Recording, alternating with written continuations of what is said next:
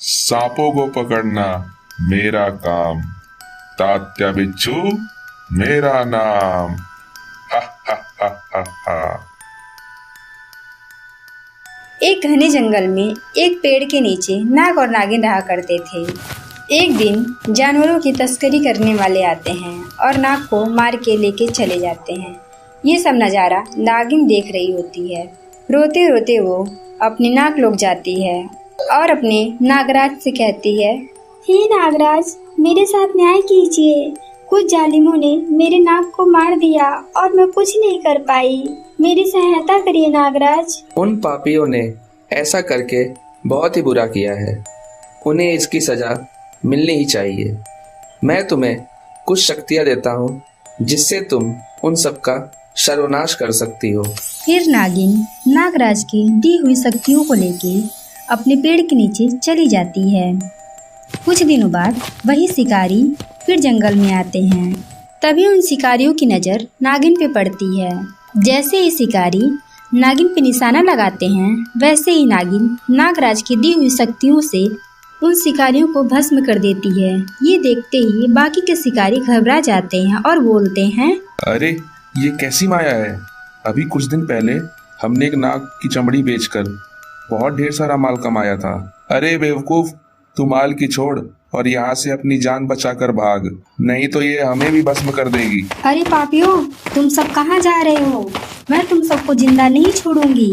तुमने मेरे नाग को मारा है। फिर वो सब शिकारी अपनी जान बचा के वहाँ से भाग जाते हैं। कुछ दिनों बाद उसी जंगल में कुछ शिकारी और आते हैं और एक हाथी को एक गड्ढे में गिरा देते हैं। उनमें से एक बोलता है, अगर हमें नाग नागिन नहीं मिल रहे हैं तो क्या हुआ, हाथी के दांत भी तो कम महंगे नहीं बिकते, हम इसे ही बेचकर ढेर सारा माल कमाएंगे। शिकारियों की बातें सुन के हाथी जोर जोर से चिल्लाने लगती है। हाथी की आवाज़ जब नागिन सुनती है तो वो हाथी के पास आती है और शिकारियों से कहती है, अरे पापियों, मैंने तुम लोगों को सबक सिखाया था, फिर भी तुम लोग अपनी हरकतों से बाज नहीं आए। आज मैं तुम लोगों को जला के भस्म कर देती हूँ। तभी एक शिकारी बोलता है, अरे नागिन, हमने तुम्हारा क्या बिगाड़ा है? तुम हमें क्यों परेशान कर रही हो? तुम सबने मिलके मेरे नाग को मार दिया है। अब जंगल के सारे जीव जंतु मेरे परिवार हैं। अब मैं इस जंगल के किसी भी जीव जंतु को कुछ नहीं होने दूंगी। अगर तुम लोग अपनी सलामती चाहते हो तो यहाँ से चले जाओ और यहाँ कभी वापस मत आना। फिर वहाँ से शिकारी अपनी जान बचा के भाग जाते हैं और अपने सरदार से बोलते हैं, सरदार जी, लगता है हमें अब जानवरों की तस्करी बंद करनी पड़ेगी। कुछ दिनों पहले हमने जिस सांप को मारकर ढेर सारे पैसे कमाए थे, उसकी नागिन ने हमारा जीना दुश्वार कर रखा है और हमारे 2 साथियों को भी जला के भस्म कर दिया है। और साथ में ये चेतावनी दिया है कि अगर अब हम जंगल में किसी भी जीव जंतुओं को परेशान करेंगे या उन्हें मारेंगे तो वो हमें जलाकर भस्म कर देगी। इसका तो कुछ करना ही पड़ेगा, नहीं तो हमारा धंधा ही बंद हो जाएगा। अब हमें तात्या बिच्छू नामक सपेरे को बुलाना ही पड़ेगा। वो बहुत ही ज्ञानी है और बहुत पराक्रमी है, वह इस नागिन को जरूर पकड़ लेगा। जाओ और जाकर तात्या बिच्छू को लेकर आओ। थोड़ी देर बाद वो सपेरा आता है और बोलता है, सांपों को पकड़ना मेरा काम, तात्या बिच्छू मेरा नाम। हा हा हा हा हा। बताओ कैसे तात्या बिच्छू को याद किया आप लोगों ने? फिर शिकारी सपेरे को सारी बातें बताते हैं। फिर सपेरा बोलता है, अच्छा, बस इतनी सी बात, चलो मैं अभी उस नागिन की अकड़ निकालता हूँ। फिर शिकारी सपेरे को जंगल में ले जाते हैं। नागिन, कहाँ है तू? अभी मैं तुझे अपनी बीन बजा के अपने पिटारे में कैद करता हूँ। हा हा हा हा। इतना कहने के बाद सपेरा अपनी बीन बजाने लगता है। बीन की आवाज सुन के नागिन अपनी शक्तियों का उपयोग नहीं कर पाती है और नागिन सपेरे के पिटारे में बंद हो जाती है। फिर सपेरा नागिन को शिकारियों के अड्डे पे ले जाता है।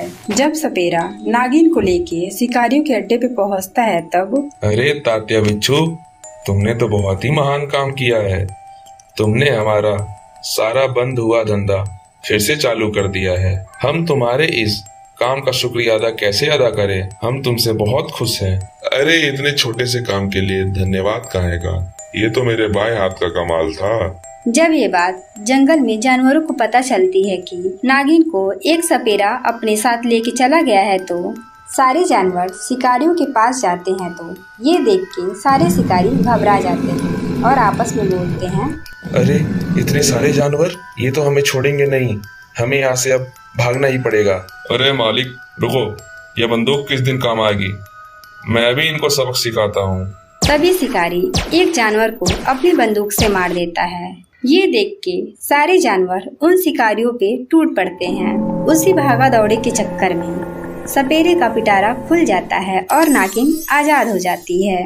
और फिर नागिन अपनी शक्तियों से उस सपेरे को भस्म कर देती है।